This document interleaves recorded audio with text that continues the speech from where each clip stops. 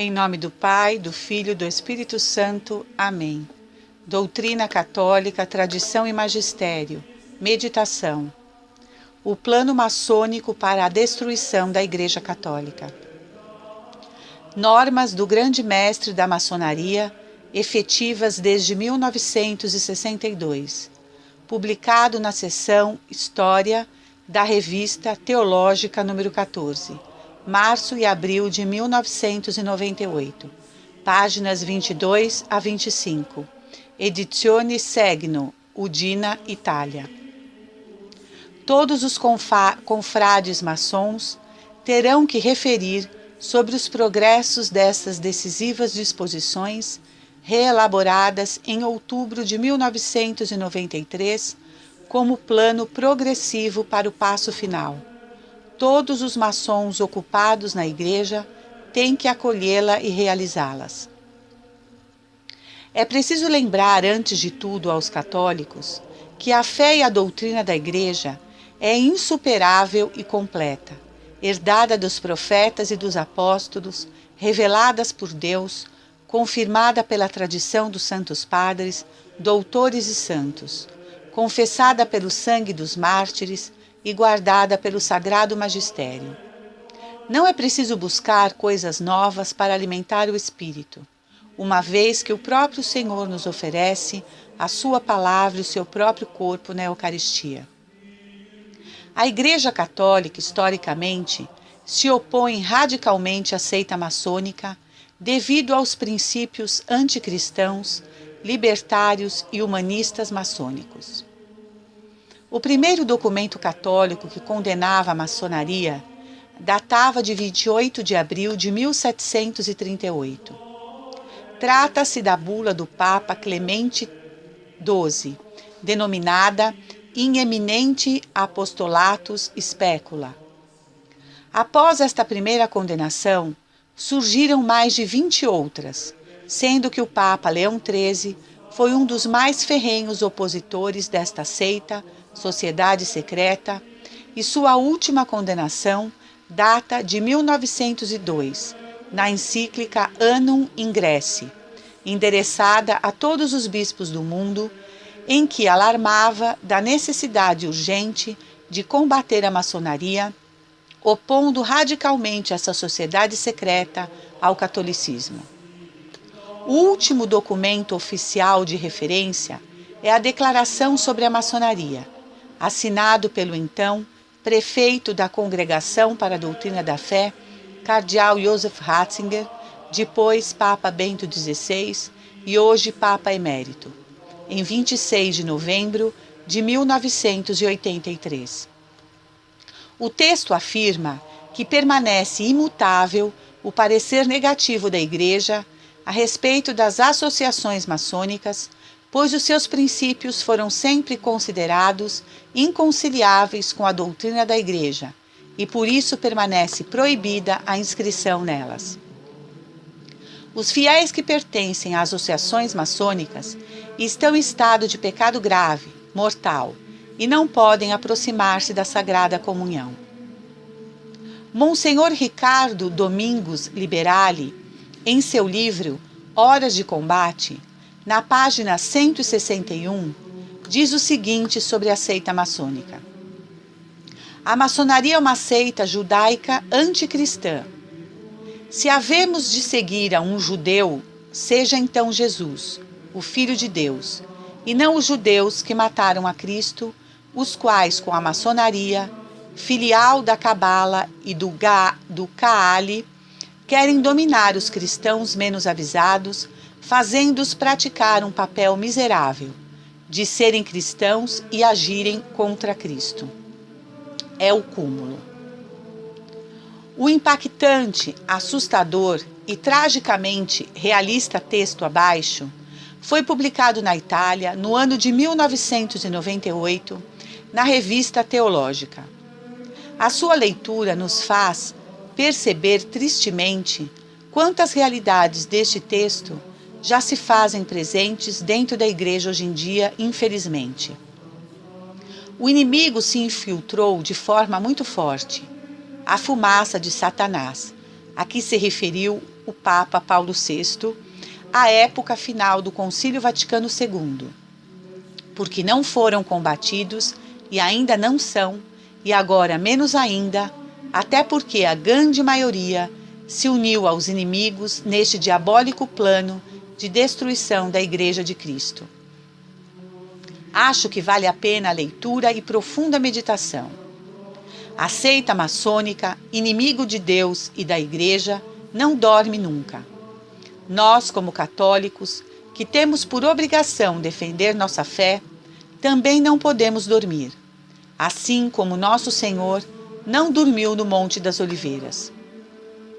Bastaria examinar o que dizia o modernismo e o que repetiram os seus herdeiros, os teólogos da nova teologia, para ser possível prever o que aconteceria na Igreja, caso esses teólogos da nova teologia fossem chamados a opinar sobre as reformas da Igreja no Concílio Vaticano II. Esses teólogos não só foram chamados como peritos conciliares, como de fato acabaram por dominar as comissões conciliares e influírem profundamente nos textos proclamados pastoralmente. Aliás, sendo eles modernistas, eles eram contrários a qualquer proclamação dogmática por parte da Igreja. Por isso, aconselharam que o Concílio Vaticano II tivesse apenas um caráter pastoral e jamais dogmático e infalível. O que é veridicamente trágico é que os abusos da missa chegaram a tal ponto que o cardeal Ratzinger falava em anarquia litúrgica. A missa de São Pio V, que a Igreja celebrara durante 2000 anos, era muito solene e cheia de símbolos. Era plena de majestade e principalmente consistia na renovação do único e mesmo sacrifício de Cristo no Calvário, coisa que se procura hoje negar ou colocar à sombra e no esquecimento, reduzindo a missa a um mero banquete ou a um simples memorial sem sacrifício propiciatório. Por isso a intenção da destruição total do rito verdadeiro, da Santa Missa de sempre. Assim como o Senhor Deus arranca escravos de outras filiais do inferno, também Deus há de salvar alguns deles das trevas e dos grilhões da maçonaria, onde imperam a ganância pelo dinheiro, a idolatria à criatura humana, a imundície da hipocrisia e a inutilidade da justiça própria e principalmente o ódio a Deus e à sua Igreja. E ainda toda sorte de pecados que serão trazidos à luz no grande dia, quando Deus julgar a maçonaria, assim como fez com Sodoma e com Gomorra. Portanto, antes de buscarmos coisas novas e perigosas para a nossa vida espiritual, ou que põem em risco a nossa própria salvação eterna, vamos antes aprender o que devemos no seio sagrado e puro da nossa Santa Mãe Igreja. Além do mais, é preciso lembrar que a principal virtude do católico é a obediência à Santa Igreja, chamada de Mater et Magistra, Mãe e Mestra. É necessário que os fiéis conheçam e vivam a verdade da doutrina em sua inteireza e não se deixem enganar pelo relativismo reinante, antes aprendam bem a doutrina e deem um verdadeiro testemunho de sua fé. Aderir à maçonaria é um pecado gravíssimo, assim como gravíssima é a omissão dos bispos e padres que não instruem seus fiéis a respeito deste tema. Rezemos também para que a Santíssima Virgem, São José e São Miguel Arcanjo desterrem de dentro da Igreja de Cristo toda a tropa de padres, bispos e cardeais maçons ou submissos à maçonaria que nela estão infiltrados para incutir o relativismo, confundir os católicos combatendo a doutrina perene e favorecendo tudo e todos que fomentam a revolução. A espantosa crise na qual a Santa Igreja está mergulhada desde o Concílio Vaticano II, bem como a sua constante e não menos surpreendente autodemolição, recomendam a leitura das preciosas informações deste texto para a compreensão profunda desta trágica situação. Note-se que o plano maçônico, abaixo transcrito, contendo 33 diretivas, foi aplicado por etapas, de forma progressiva e gradual, para suscitar o mínimo possível de reações. Constata-se que praticamente todo ele já foi posto em prática pela maçonaria eclesiástica. Eis o texto. 1. Removam de uma vez por todas a São Miguel, protetor da Igreja Católica, de todas as orações ao interior e ao exterior da Santa Missa. Remover suas estátuas, afirmando que elas apartam da adoração de Cristo. 2. Removam os exercícios penitenciais da Quaresma, como a abstinência de carne às sextas-feiras e também o jejum. Impeçam cada ato de abnegação. Em seu lugar devem ser favorecidos os atos de alegria, de felicidade e de amor ao próximo. Digam: Cristo já mereceu por nós o paraíso, e cada esforço humano é inútil. Digam a todos que devem tomar em sério a preocupação por sua saúde. Estimulem o consumo de carne, especialmente de porco. 3. Encarreguem aos pastores protestantes de reexaminar a Santa Missa e de dessacralizá-la.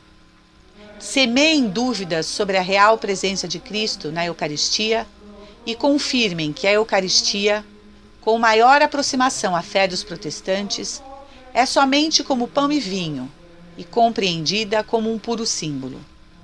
Disseminem protestantes nos seminários e nas escolas. Falem de ecumenismo como caminho para a unidade.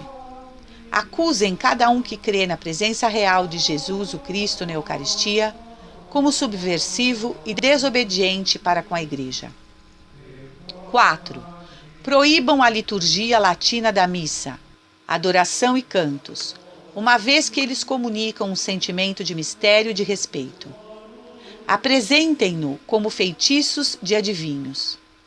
Os homens pararão de crer nos sacerdotes como homens de inteligência superior, de respeitar como portadores dos divinos mistérios.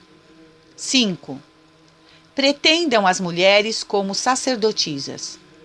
Apresentem a coisa como se fosse uma ideia democrática. Fundem um movimento de libertação da mulher. Quem entra na igreja tem que vestir vestidos descuidados para sentir-se nela como em casa. Isto debilitará a importância da Santa Missa. 6. Afastem os fiéis de receber de joelhos a comunhão. Digam às monjas que devem impedir aos pequenos, antes e depois da comunhão, de ter as mãos juntas. Digam a eles que Deus os quer assim, como são, e deseja que se sintam completamente cômodos. Eliminem na igreja de estar de joelhos e cada genuflexão. Tirem os genuflexórios. Digam às pessoas que durante a missa devem certificar sua fé em posição erguida. 7. Eliminem a música sagrada do órgão. Introduzam guitarras, harpas, baterias, ruídos e sagradas risadas nas igrejas. Isto afastará a gente da oração pessoal e das conversações com Jesus. Impeçam a Jesus o tempo de chamar crianças à vida religiosa. Introduzam ao redor do altar danças litúrgicas com vestidos excitantes, teatros e concertos. 8. Tirem o caráter sagrado aos cantos da Mãe de Deus e de São José. Indiquem sua veneração como idolatria. Convertam em ridículos os que persistem. Introduzam cantos protestantes. Isso dará a impressão que a Igreja Católica, por fim, admite que o protestantismo é a verdadeira religião, ou ao menos que ele é igual à Igreja Católica. 9. Eliminem todos os hinos a Jesus, uma vez que eles fazem pensar a gente na felicidade e serenidade que deriva da vida de mortificação e penitência por Deus desde a infância. Introduzam cantos novos somente para convencer a gente que os rituais anteriores de algum modo eram falsos. Assegurem-se que em cada missa ao menos um canto pelo qual Jesus não seja mencionado e que, em vez, fale somente de amor para os homens. A juventude será entusiasmada ao sentir falar de amor para o próximo. Anunciem o amor, a tolerância e a unidade. Não mencionem a Jesus, proíbam cada anúncio da Eucaristia. 10. Removam todas as relíquias dos santos, dos altares e sucessivamente também os altares mesmos. Substituem com mesas pagãs, privadas de consagração, que possam ser usadas para oferecer sacrifícios humanos no curso das missas satânicas. Eliminem a lei eclesiástica, que quer a celebração da Santa Missa somente sobre altares que contenham relíquias. 11. Interrompam a prática de celebrar a Santa Missa na presença do Santíssimo Sacramento no tabernáculo. Não admitam algum tabernáculo sobre os altares que são usados para a celebração da Santa Missa. A mesa deve ter o aspecto de uma mesa de cozinha. Deve ser transportável para expressar que ela não é absolutamente sagrada, porém tem que servir para um dobro objetivo, por exemplo, de mesa para conferências ou para jogar cartas. O sacerdote não tem que estar nunca de joelhos durante a missa, nem fazer genuflexões. Nas comidas, de fato, não se ajoelham nunca. A cadeira do sacerdote tem que ser colocada no lugar do tabernáculo. Deem coragem a gente a venerar e também a adorar ao sacerdote no lugar da Eucaristia, a obedecer-lhe no lugar da Eucaristia. Digam a gente que o sacerdote é Cristo, seu chefe. Coloquem o tabernáculo num local diferente, fora da vista. 12. Façam desaparecer os santos do calendário eclesiástico, sempre alguns em tempos determinados. Proíbam aos sacerdotes de falar dos santos, exceto aqueles mencionados pelo Evangelho. Digam ao povo que eventuais protestantes, talvez presentes na igreja, poderiam escandalizar-se deles. Evitem tudo aquilo que molesta os protestantes. 13. Na leitura do Evangelho, omitam a palavra santo. Por exemplo, em lugar de Evangelho segundo São João, digam simplesmente Evangelho de João. Isso fará pensar a gente de não ter o dever de venerá-los mais. Escrevam continuamente novas Bíblias até que elas sejam idênticas àquelas dos protestantes. Omitam o adjetivo santo na expressão Espírito Santo. Isso abrirá o caminho. Evidenciar a natureza feminina de Deus como a de uma mãe cheia de ternura. Eliminem o emprego do termo pai. 14. Façam desaparecer todos os livros pessoais de piedade e destruam-no. Por conseguinte, desaparecerão também as ladainhas do Sagrado Coração de Jesus, da Mãe de Deus, de São José, como a preparação à Santa Comunhão. Supérfluo, inclusive, se tornará a ação de graças depois da comunhão. 15. Façam também desaparecer todas as estátuas e as imagens dos anjos, porque tem que estar entre nossos pés as estátuas de nossos inimigos? Definam-los mitos ou contos de boa-noites. Não permitam o discurso sobre os anjos, uma vez que chocaria os nossos amigos protestantes. 16. Revoguem o exorcismo menor para expulsar os demônios. Empenhem-se nisto, anunciem que os diabos não existem. Expliquem que é o método adotado pela Bíblia para designar o mal e que sem um malvado não devem existir histórias interessantes. Em consequência, a gente não crerá na existência do inferno, nem temerá de poder se cair nele. Repitam que o inferno não é outra coisa que estar longe de Deus, e que não é uma coisa terrível. Este se trata, no fundo, da mesma vida que na terra. 17. Ensinem que Jesus era somente um homem que teve irmãos e irmãs e que odiou aos que tinham o poder. Expliquem que ele amava a companhia das prostitutas, especialmente de Maria a Madalena, e que não soube o que fazer com as igrejas e sinagogas. Digam que aconselhou de não obedecer aos chefes do clero. Digam que ele foi um grande mestre que se desviou do caminho quando negou obediência aos chefes da igreja.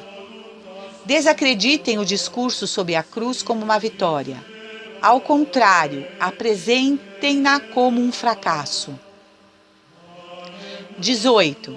Lembrem-se que podem induzir as monjas à traição de sua vocação se dirigem à sua vaidade, atrativo e beleza.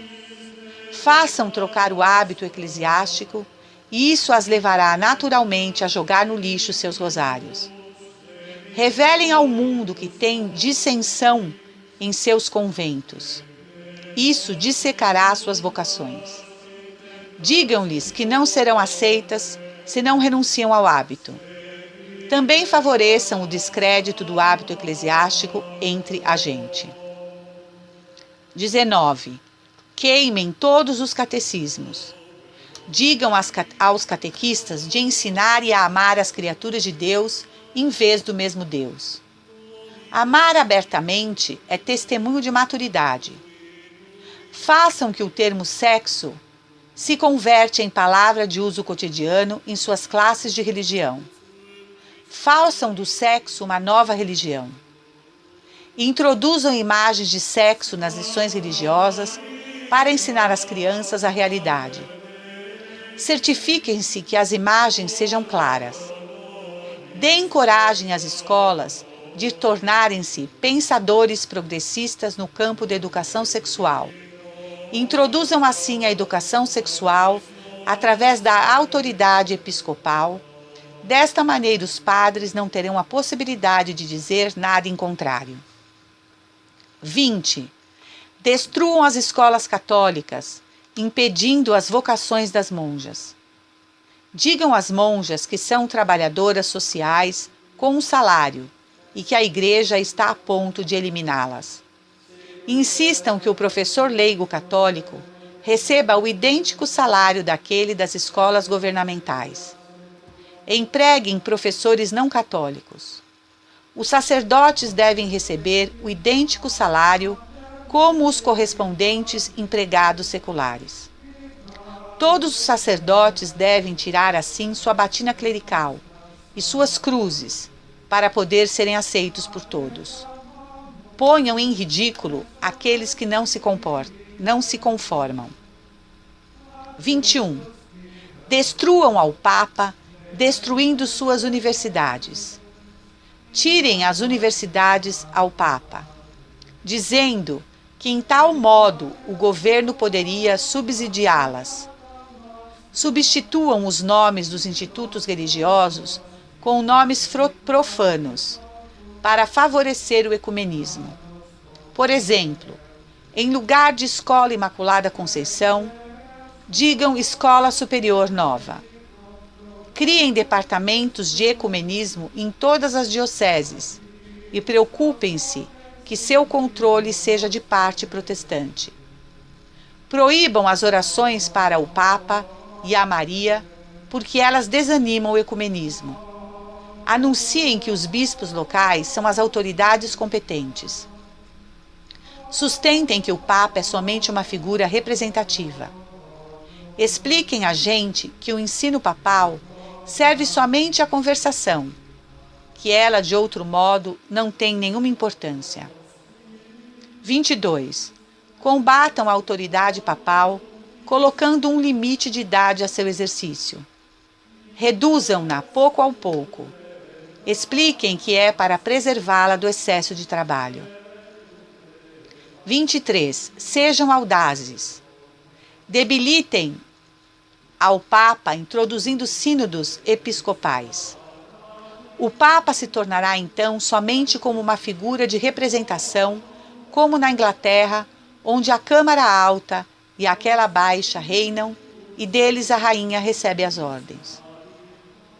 Sucessivamente, debilitem a autoridade do bispo, dando vida a uma instituição concorrente a nível de presbíteros.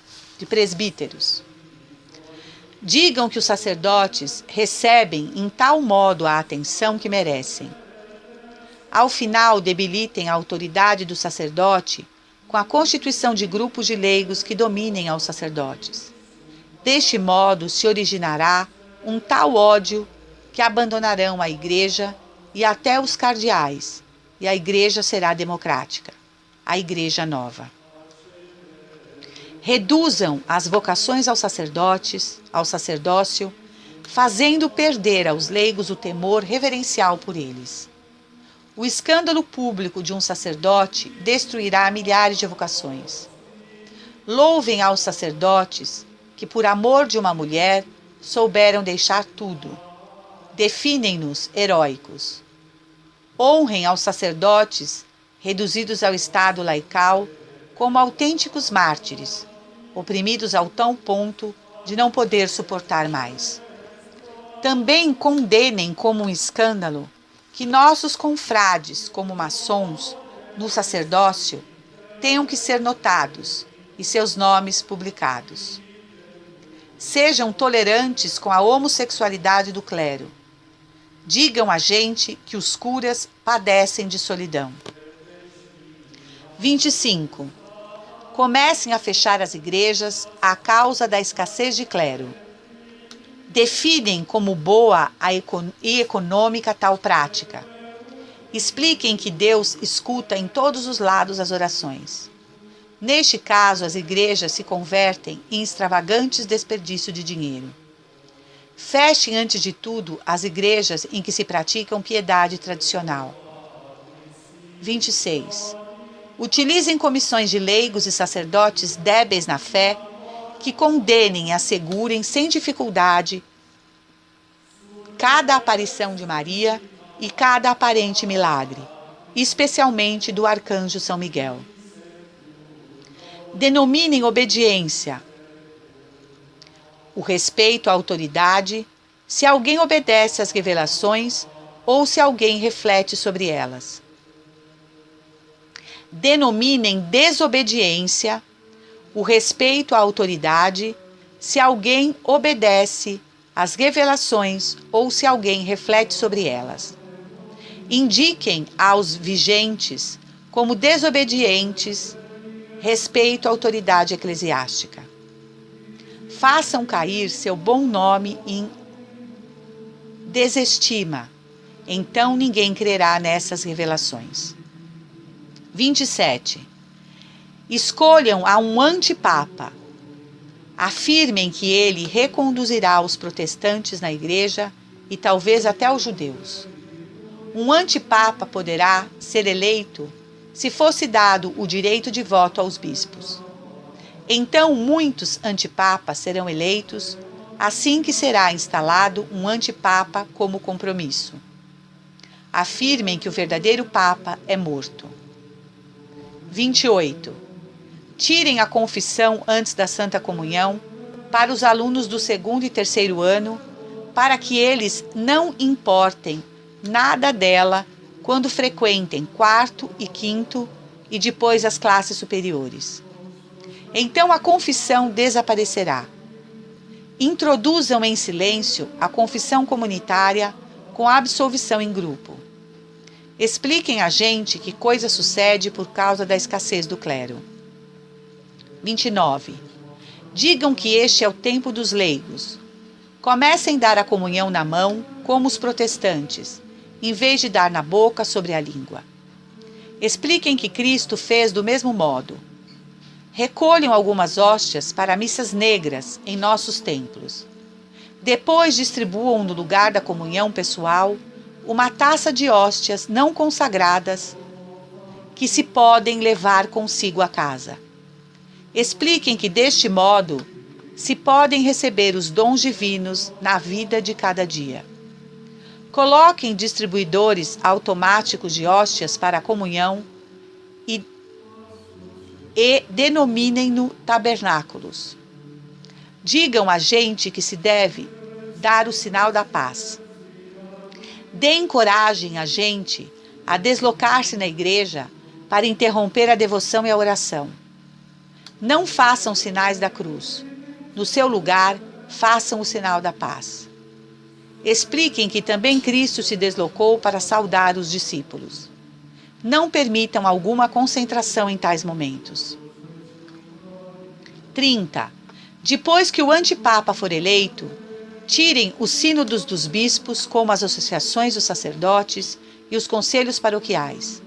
Proíbam a todos os religiosos de pôr em discussão, sem licença, essas novas disposições. Expliquem que Deus quer a humildade e odeia os que aspiram à glória. Acusem de desobediência e respeito à autoridade eclesiástica todos os que põem interrogações. Desanimem a obediência a Deus. Digam a gente que tem que obedecer a estes superiores eclesiásticos. 31. Concedam ao antipapa o máximo poder de eleger aos mesmos sucessores. Ameacem, sob pena de excomunhão, a todos os que amam a Deus de levar o sinal da besta. Não o chamem, porém, sinal da besta. O sinal da cruz não tem que ser feito nem usado sobre as pessoas ou através delas. Não se deve benzer mais. Fazer o sinal da cruz será designado como idolatria e desobediência. Declarem falsos os dogmas anteriores, exceto aquele da infalibilidade pontifícia. Proclamem a Jesus Cristo um revolucionário frustrado. Anunciem que o verdadeiro Cristo presto virá. Somente o antipapa eleito tem que ser obedecido. Digam a gentes que devem inclinar-se quando seja pronunciado o seu nome. Ordenem a todos os seguidores do antipapa de combater em santas cruzadas para estender a única religião mundial. Esse texto são normas do grande mestre da maçonaria, efetivas desde 1962, publicado na seção História da Revista Teológica número 14, Márcio-Abril, de 1998, páginas 22 a 25, Edizioni Segno, Udine, Itália. Todos os confrades maçons terão que referir sobre os progressos dessas decisivas disposições, elaboradas em outubro de 1993, como plano progressivo para o passo final. Todos os maçons ocupados na igreja têm que acolhê-la e realizá-las. Salve Maria, viva Cristo Rei. Senhor, dai-nos a fortaleza dos mártires. Em nome do Pai, do Filho e do Espírito Santo. Amém.